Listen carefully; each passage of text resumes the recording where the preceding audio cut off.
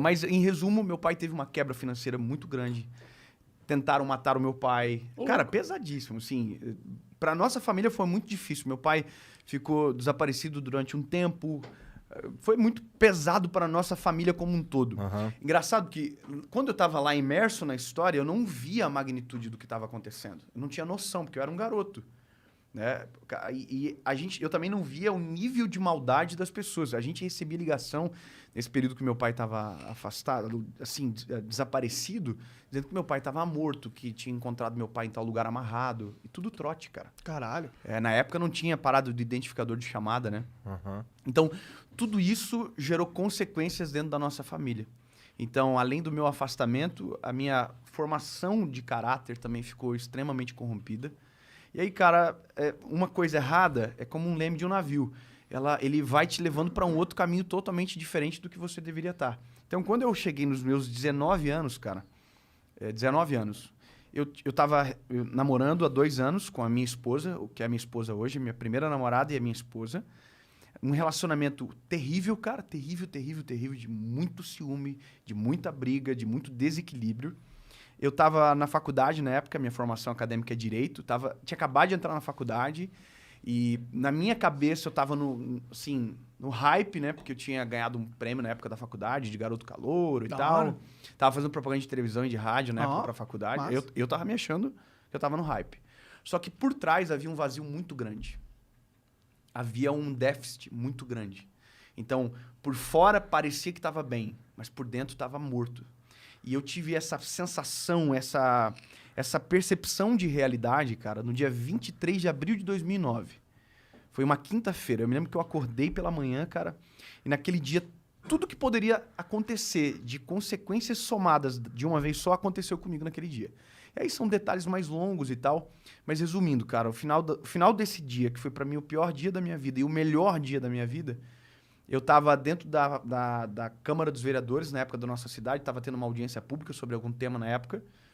E eu me lembro de eu entrar dentro do banheiro da Câmara dos Vereadores, cara, colocar um monte de papel na boca, assim, pra gritar e ninguém ouvir, sabe? De tanta angústia, cara. E aquele dia foi, pra mim, um marco, porque eu saí dali, pensei em suicídio. Eu me lembro que os pensamentos, assim, eu tenho um rio na nossa cidade, que é um rio Cachoeira, o nome, é um rio poluído. E eu fiquei pensando, cara, se eu me jogar aqui, eu sei nadar, pô, eu não vou morrer. Aí pensei de me jogar na frente de um carro. Falei, cara, e se eu ficar paralítico? Pô, eu vou incomodar minha mãe e meu pai pelo resto da minha vida e não vou conseguir morrer. Pra entender o nível, né, do que estava passando dentro do meu coração. E aí, cara, naquele dia, eu procurei 2 coisas. Eu procurei um irmão da igreja que passava por mim quando eu ia pro colégio. Ele passava por mim de bicicletinha cantando o hino, assim. Ele cantava o hino assim, caminhando eu vou, Paracanã, papapá. E um dia, eu sempre olhava ele, quando eu era mais novo, olhava aquilo e falava assim, mano, que cara ridículo. Eu tô envergonhando a igreja, que coisa absurda. Olha só, eu achava aquilo ridículo. E no dia que a minha angústia se apresentou, eu me lembrei dele. Falei, cara, eu preciso daquele cara. Porque eu me lembro que ele passava por mim, porque ele ia ir orar num monte que tinha na nossa cidade e tal. E eu não encontrei ele, cara. Não encontrei ele. E eu sabe quando tu fica na rua andando assim, bem devagarzinho, pra tu ver se tu encontra o cara naquele trajeto, que é o trajeto normal? Não encontrei ele. E aí procurei a segunda coisa, uma igreja. Que foi a igreja que eu me criei na minha infância. É uma igreja de esquina na nossa cidade, assim. E eu fui ver se ela estava aberta para ver se tinha algum pastor dentro para conversar comigo. Cara, a igreja tava trancada. Não tinha ninguém. Tava fechada, mano. Era tarde também, né? E aí, cara, me restou ir para casa e entrar no meu quarto, fechar a porta. Na verdade, não tinha porta. A nossa casa não tinha porta no meu quarto. Eu fui pro canto da cama, assim, bem no cantinho onde não dava para ver da porta. Eu dobrei meu joelho e comecei a falar com Deus, cara. A oração mais sincera que eu fiz na minha vida. Sabe? Porque a oração, ela, às vezes, é uma...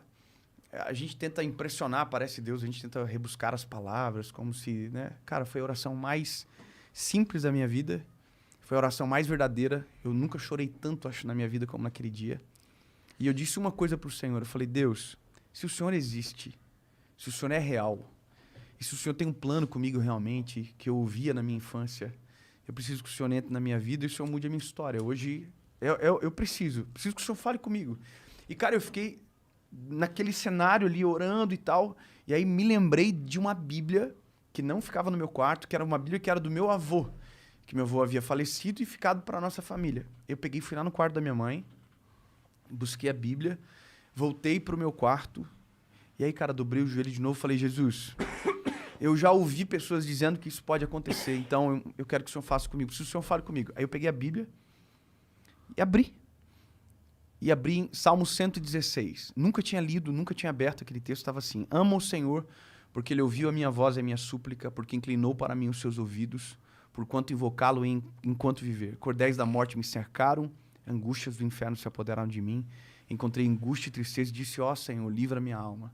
Bom é o Senhor, justo ele é, ele salva. Cara, era a minha história.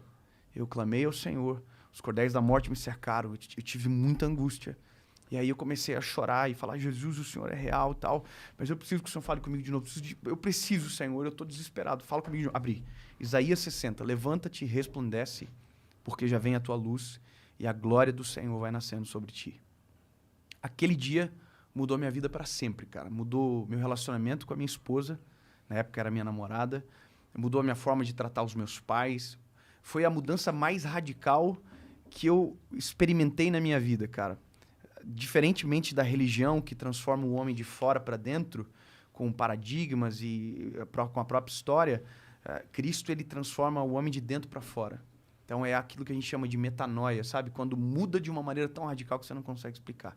Então foi isso que eu vivi. Eu desesperei, busquei socorro, encontrei o socorro. E a partir daquele dia, cara, eu fiquei tão incendiado por isso, e por isso que eu me tornei talvez um pregador do evangelho, porque a minha vontade era que todo mundo conhecesse aquilo. Eu me lembro, cara, que eu dobrava os meus joelhos assim, orava, Jesus, eu quero que meus primos vivam isso também. Começou na minha família, sabe? Cara, eu clamava por isso e vi os meus primos todos tendo a vida transformada também.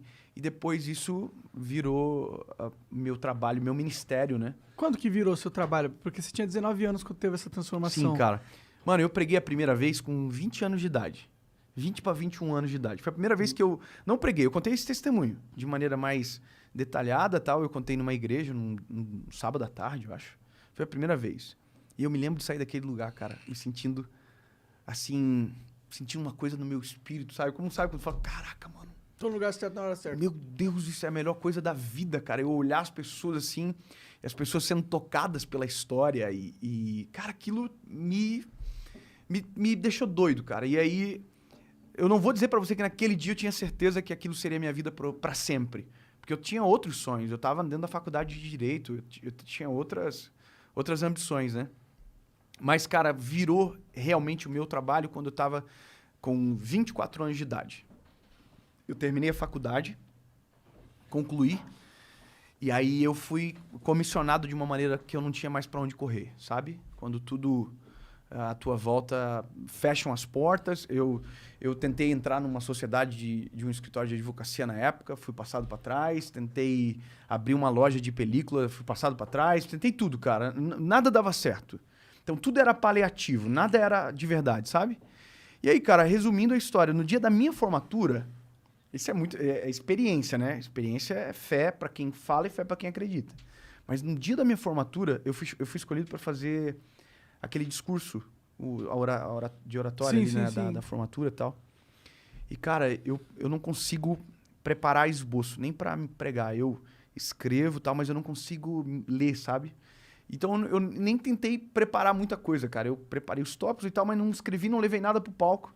Quando me chamaram, era uma turma acho, de 400 alunos na época. E aí eu comecei a falar do que estava no meu coração. Falei, olha, hoje aqui vão sair doutores que vão ser referência para o nosso estado, quem sabe para o Brasil, tal, desembargadores, juízes. E dentro do meu coração, cara, dentro do meu espírito, eu ouvi uma voz que falou tão claro comigo que eu comecei a chorar na hora, no meio do discurso, cara. Eu falei, no meu espírito eu ouvi assim, e daqui sairá um pregador na minha palavra. Mano, eu comecei a chorar e as pessoas que estavam... Pensaram que eu estava muito emocionado com o discurso, mas no fim eu desconectei completamente, cara. E aí, aquilo foi tão agudo dentro de mim, cara, que quando eu saí, eu falei, acho que eu falei para os meus pais isso e para minha esposa. E a partir dali a vida mudou, cara. Foi guinando, foi sabe, transformando. E aí eu efetivamente comecei a viver isso que eu faço agora, de maneira